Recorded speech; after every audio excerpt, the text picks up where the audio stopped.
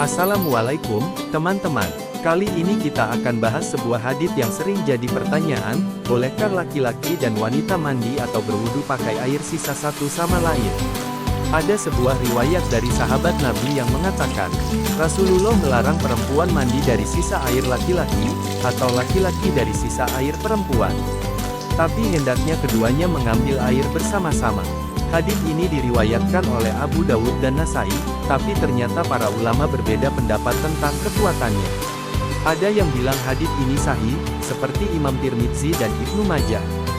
Tapi ada juga yang mengkritiknya, seperti Imam Nawawi yang menyebut riwayat ini lemah. Loh, kok bisa beda? Ternyata, perdebatan ini muncul karena perbedaan penilaian terhadap para perawi hadits. Misalnya, ada yang meragukan salah satu perawi bernama Hamid Al-Himyari. Tapi setelah diteliti, Hamid yang dimaksud di sini adalah perawi terpercaya sikah dan faqih. Oleh karena itu, ulama seperti Ibnu Hajar Al-Asqalani dalam Bulughul Maram menyatakan bahwa sanad hadits ini sahih. Lalu, apa maksud larangan ini? Hadits ini melarang laki-laki menggunakan air sisa wanita atau sebaliknya saat mandi atau bersuci. Tapi, mereka boleh mengambil air dari wadah yang sama secara bersamaan.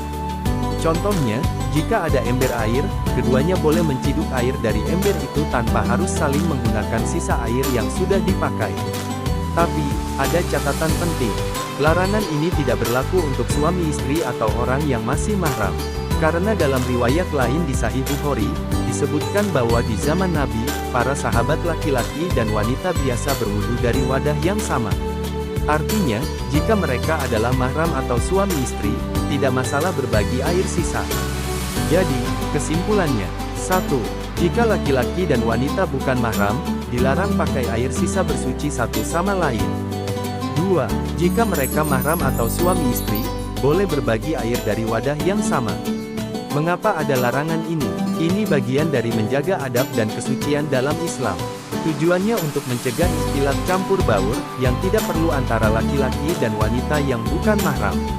Tapi ingat, perbedaan pendapat ulama dalam masalah ini wajar. Sebagai muslim, kita wajib menghormati semua pendapat selama berdasar pada dalil. Yang penting, ikuti fatwa ulama yang kita percaya dan selalu berusaha menjaga adab sesuai tuntunan syariah. Barakallahu fikum, sampai jumpa di video berikutnya.